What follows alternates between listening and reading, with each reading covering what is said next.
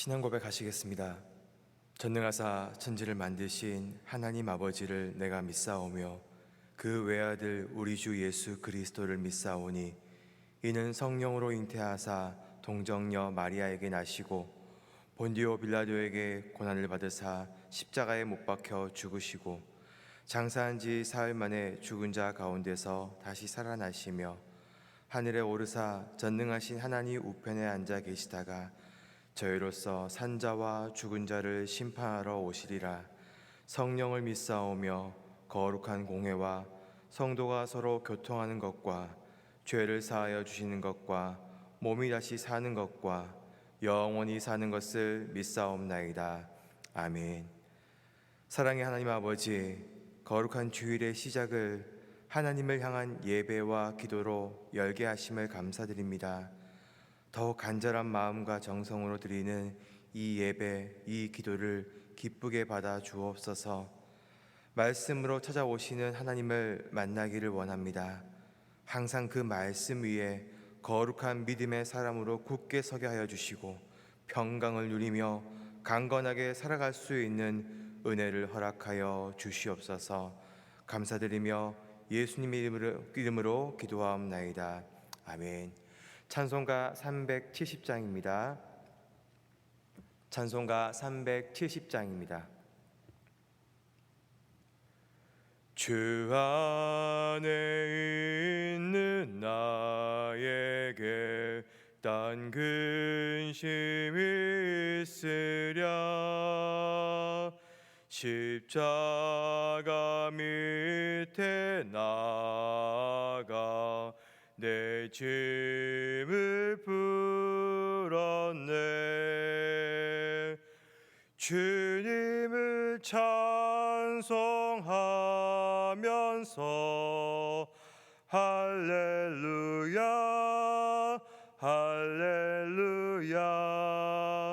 내 앞길 멀고 험해도 나 주님만 따라가리. 그 두려움이 변하여 내 기도 되었고 전날의 한숨 변하여 내 노래 되었네. 주님을 찬송하면서 할렐루야 할렐루야.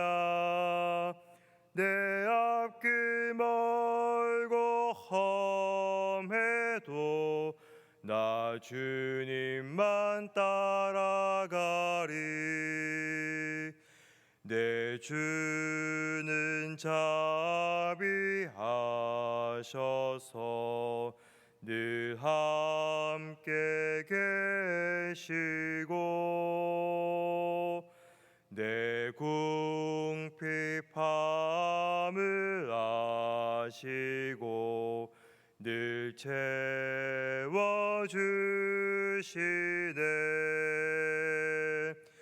주님을 찬송하면서 할렐루야 할렐루야. 내 앞길 멀고 험해도 나 주님만 따라가리. 내 주와 맺은 언약은 영불변하시니 그 나라 가기까지는 늘 보호하시네. 주님을 찬송하면서 할렐루야 할렐루야. 내 앞길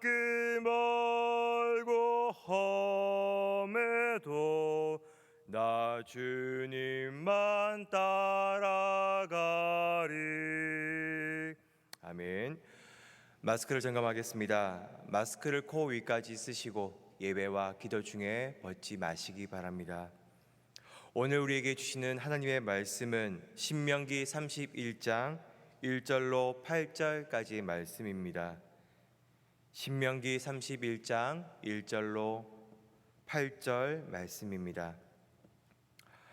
곧 모세가 가서 온 이스라엘에게 이 말씀을 전하여 그들에게 이르되 이제 내 나이 120세라 내가 더 이상 출입하지 못하겠고 여호와께서도 내게 이르시기를 너는 이 요단을 건너지 못하리라 하셨느니라. 여호와께서 이미 말씀하신 것과 같이 내 하나님 여호와께서 너보다 먼저 건너가서 이 민족들을 내 앞에서 멸하시고 내가 그 땅을 차지하게 할 것이며 여호수아는 내 앞에서 건너갈지라. 또한 여호와께서 이미 멸하신 아모리 왕 시온과 옥과 및 그 땅에 행하신 것과 같이 그들에게도 행하실 것이라. 또한 여호와께서 그들을 너희 앞에 넘기시리니 너희는 내가 너희에게 명한 모든 명령대로 그들에게 행할 것이라. 너희는 강하고 담대하라. 두려워하지 말라. 그들 앞에서 떨지 말라. 이는 내 하나님 여호와 그가 너와 함께 가시며 결코 너를 떠나지 아니하시며 버리지 아니하실 것임이라 하고 모세가 여호수아를 불러 온 이스라엘의 목전에서 그에게 이르되 너는 강하고 담대하라. 너는 이 백성을 거느리고 여호와께서 그들의 조상에게 주리라고 맹세하신 땅에 들어가서 그들에게 그 땅을 차지하게 하라. 그리하면 여호와 그가 내 앞에서 가시며 너와 함께하사 너를 떠나지 아니하시며 버리지 아니하시리니 너는 두려워하지 말라. 놀라지 말라. 아멘. 여러 언론 매체에서 MZ세대라는 말을 많이 들어보셨을 겁니다. 그런데 너무나 많은 사람들이 이 MZ세대가 무엇인지 잘 알지 못합니다. 1980년대 초부터 2000년대 초반까지 태어난 밀레니얼 세대와 1900년대 초반부터 2000년대 초중반까지 태어난 Z세대를 합친 용어입니다. 오늘날 보면은 10대 후반에서 30대 후반의 청년들까지 굉장히 넓은 스펙트럼을 가지고 있는 세대를 아울러 통칭하고 있는 용어입니다. 그들은 휴대폰, 인터넷 능하고요. 이 디지털 문화에 굉장히 익숙한 그러한 세대입니다. 정치적으로 386 세대다, 486 세대라는 말도 많이 들어봤고요. 또 저처럼 40대 중반의 X세대, 신세대라는 말도 한번 들어본 적이 있을 겁니다. 각 시대마다, 상황마다, 환경마다 그들이 태어나고 자란 환경 때문에 그들은 특별한 어떠한 특성을 가지며 그래서 그들을 어떠한 세대라고 지칭하는 것을 보게 되는데요. 이스라엘 민족도 마찬가지입니다. 이 애굽 땅에 내려가서 처음에는 이 이스라엘 야곱의 한 가족이었던 것이 430년을 지나면서 남자 장정만 60만 명, 노인, 여자, 어린아이 합치면 도합 200만 명이 넘는 민족으로 바뀌었습니다. 그리고 이후에 이 북이스라엘과 남유다가 멸망하기까지 크게 세 세대로 나눌 수 있을 것 같은데요. 첫 번째 세대는 모세로 대표되는 출애굽 세대입니다. 이들은 애굽에서 태어났고 애굽에서 이 노예 생활을 경험했습니다. 그리고 그들은 이 모세의 영도로 말미암아 출애굽을 경험했고 그 직전에는 10가지 재앙을 보았으며 이 애굽의 모든 장자들이 죽는 것을 보았습니다. 홍해를 건너기도 했고요.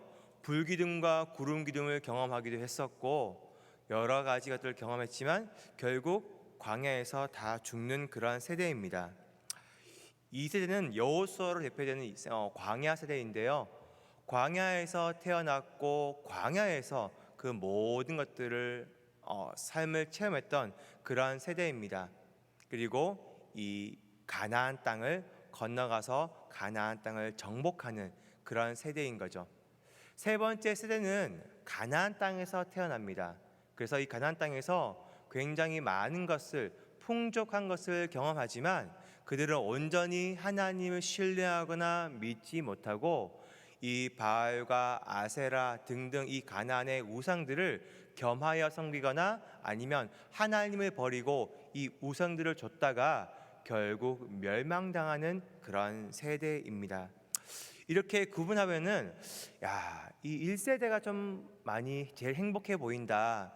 그들은 10가지 재앙도 보았고 눈앞에서 홍해가 갈라져서 그 바다 사이를 마른 땅처럼 건너기도 했었고 이런저런 놀라운 경험을 많이 했기 때문에 그들이야말로 가장 행복한 세대가 아닐까 이런 생각을 해봅니다. 또 반면에 3세대 가나안 땅에서 태어나서 그런 어떤 배고픔과 어떤 결핍 없이 풍족한 것을 누리면서 살아냈던 3세대가 좀 행복한 세대가 아닐까 그런 생각을 해보는데요. 여러분은 어떻게 생각하십니까? 우리나라로 치면은 일제 식민지를 경험했고 1950년 이 6.25 사변을 경험했고 보릿고개의 그 험난한 그 가난을 경험했고 월남전이랄까 또 60년대, 70년대, 80년대 경제적 급격히 성장했지만 정치적으로 불안했던 그 시대, 여러 가지 시대, 90년대 말에 IMF 시절과 지금까지 이 시대 속에서 과연 어떤 세대가 가장 행복했을까 했을 때 콕 찍어서 이 세대가 가장 행복했습니다라고 말할 수 있는 그런 정답이 있으실까요? 저는 굉장히 어렵다고 생각을 해봅니다. 분명히 그 60년, 70년대에 비해서는 지금 2000년대가 2022년이 더 풍족하고 더 부요합니다. 하지만 지금 이 시대를 살아가는 우리 자녀들, 청년들이 우리보다 더 행복하고 더 낫다고 말할 수 있을까요? 저는 어렵다고 생각하는데요. 이렇게 이스라엘 민족들이 세대가 있는데 하나님은 각각의 세대, 특별히 오늘 본문에서는 모세로 대표되는 1세대 출애굽 세대와 또 여호수아로 대표되는 2세대 광야 세대를 거쳐서 하나님은 각각에게 뭔가를 말씀해 주고 있습니다. 먼저 1세대를 좀 더 깊숙이 보면요, 이 출애굽 세대는 아까 말씀드렸다시피 이 지팡이 하나로 모세가 애굽의 바로로부터 이 이스라엘 민족을 광야로 가나안 땅을 향해 출애굽을 경험했던 그러한 세대였습니다. 애굽은 너무나 말할 수 없는, 형용할 수 없는 그 시대의 그 온 세계상의 가장 강력한 왕국이었습니다. 하지만 하나님은 이 모세의 지팡이 하나로 그 땅에 10가지 재앙을 내리고 그들로 하여금 두려워하게 만들어서 하나님의 그 위대하심을 보여주며 영광 가운데 출애굽을 경험하게 하십니다. 홍해를 가르게 하셨고 또 40년 동안 광야에서 만나와 메추라기와 또 그들의 의복이 헤어지지 아니하는 반석에서 물을 마시게 되는 그러한 기적들을 날마다 경험하는 그런 세대였습니다. 하지만 모세가 할 수 없는 것이 있었습니다. 바로 이스라엘 백성의 마음을 변화시키는 거였습니다. 무리바에서 이스라엘 백성들이 물이 없다고 하나님을 원망하며 또 모세에게도 이 불평, 불만을 쏟아냅니다. 민수기 20장에 보면은 너무나 이 모세가 격동하여서 화가 나서 내가 너희를 위하여 이 반석에서 물을 내랴라고 말하면서 반석을 2번 내리칩니다. 그런데 이 반석에서 물이 나와서 백성들은 물을 마시게 되는데요. 하나님은 이 사건 때문에 모세에게 너는 가나안 땅으로 들어가지 못할 것이라는 가슴 아픈 명령을 내리십니다. 우리가 이 말씀만 보면은 그 뉘앙스를 좀 이해하기 힘든데요. 이런 겁니다. 그 온유했던 모세조차도 이 이스라엘 백성들이 하는 것, 그 하는 말들이 너무나 힘든 겁니다. 놀라운 기적들을 경험했건만 그들은 왜 그 배고픔과 목마름 때문에 이렇게 화를 내고 짜증내고 이렇게 불평, 불만을 하는 것인가? 한 번쯤은 좀 기다려주고 믿음의 모습과 믿음의 말을 할 수도 있건만 왜 나에게 이렇게 몰려와서 나를 이렇게 힘들게 하며 나에게 이렇게 난리를 피는가? 그런 인간적인 마음이 불쑥 드러났던 것이죠.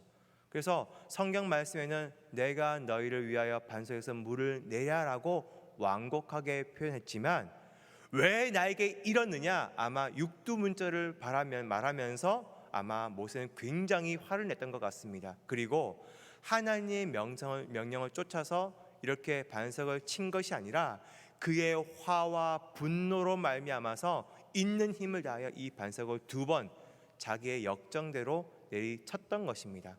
그런데 하나님은 그 불신앙의 모습, 그 불순종의 모습, 하나님의 영광을 드러내지 않는 그런 모습에도 불구하고 이 민족을 불쌍히 여기사 그 반석에서 물을 내게 하셨죠.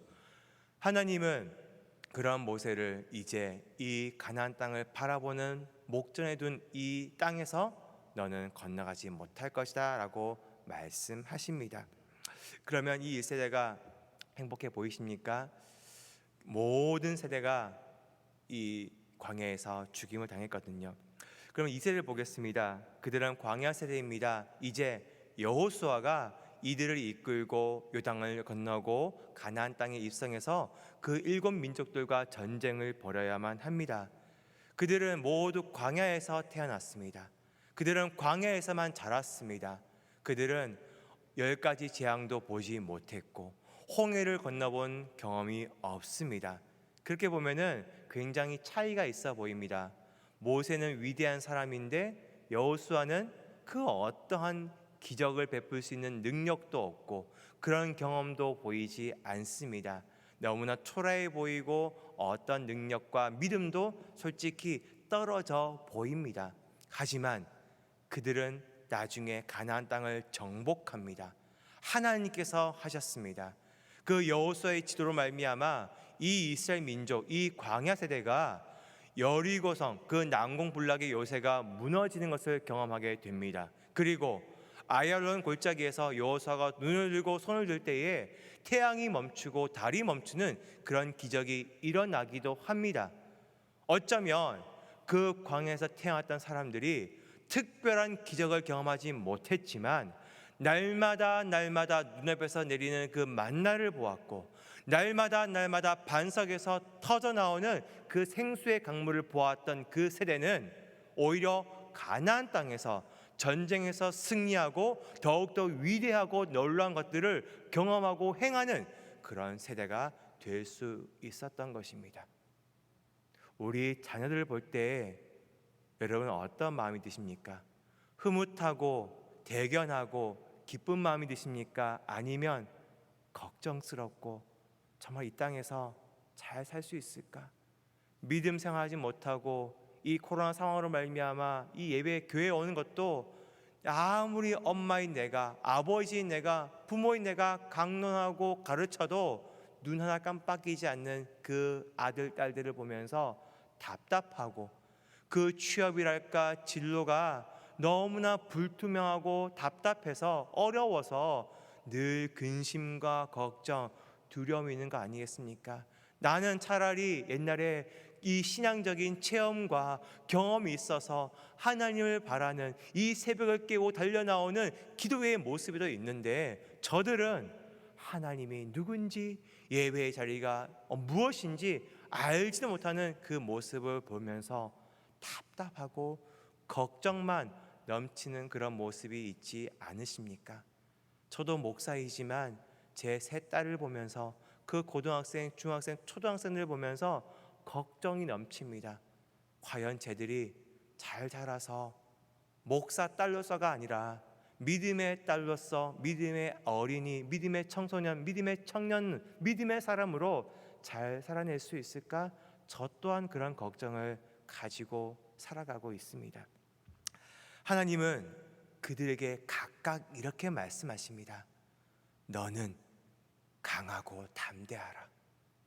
내가 너와 함께 하겠고 앞서가며 너희를 위해 일해서 너희와 함께 할 것이니 너희는 두려워하지 말고 놀라지 말라라고 말씀하고 계십니다.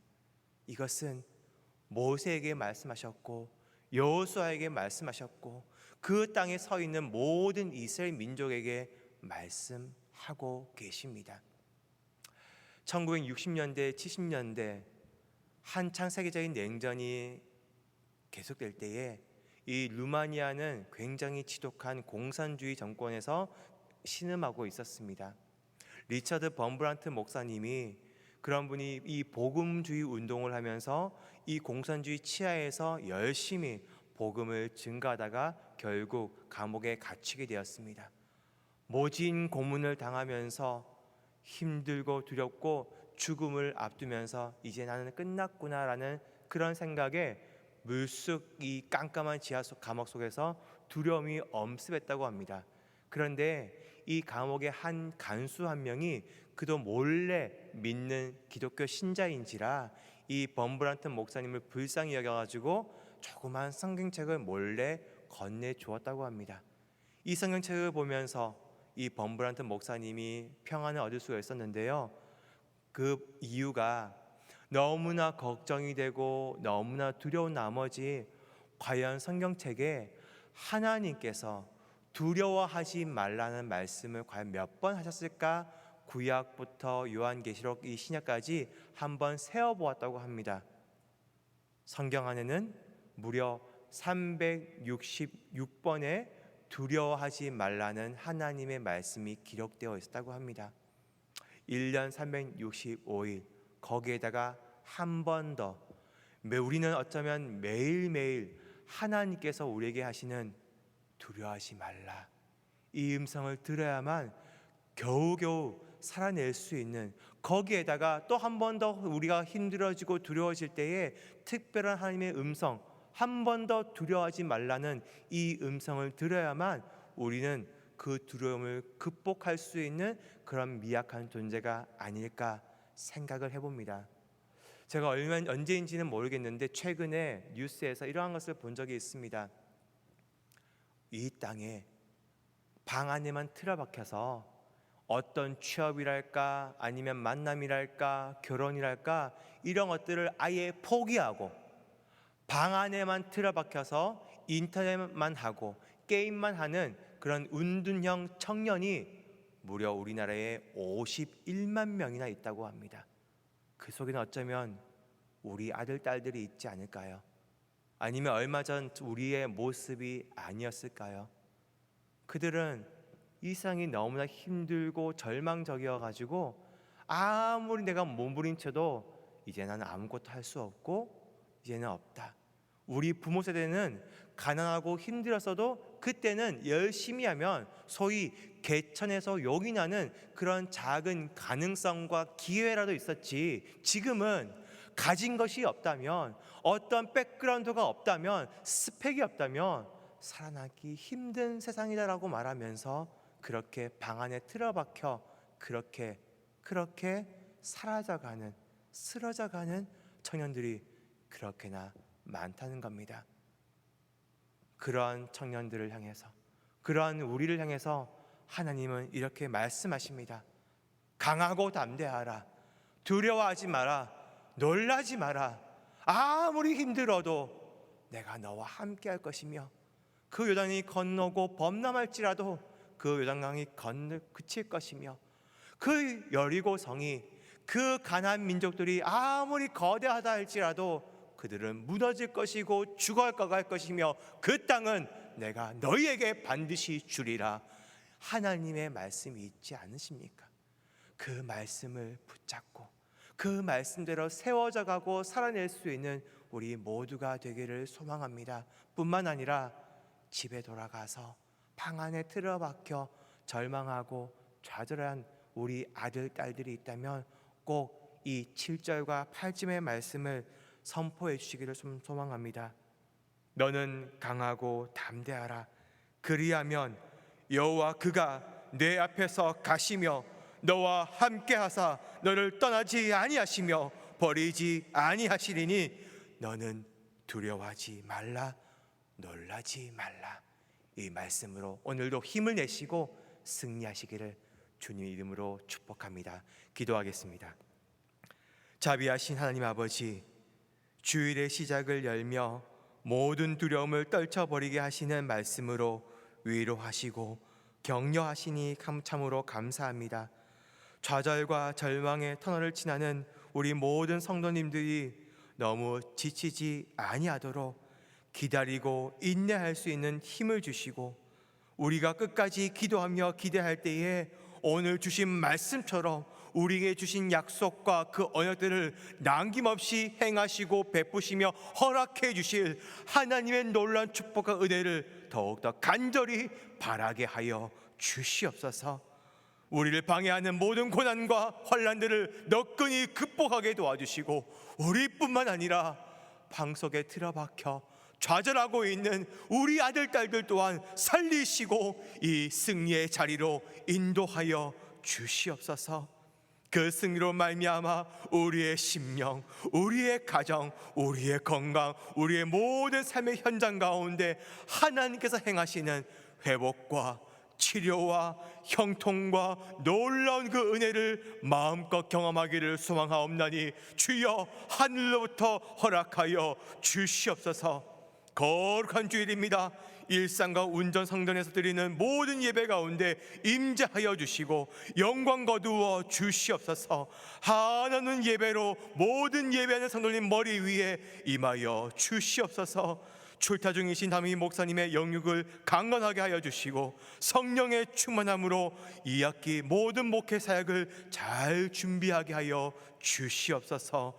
감사드리며 살아계시고 우리를 사랑하시는 예수 그리스도의 이름으로 간절히 기도하옵나이다. 아멘.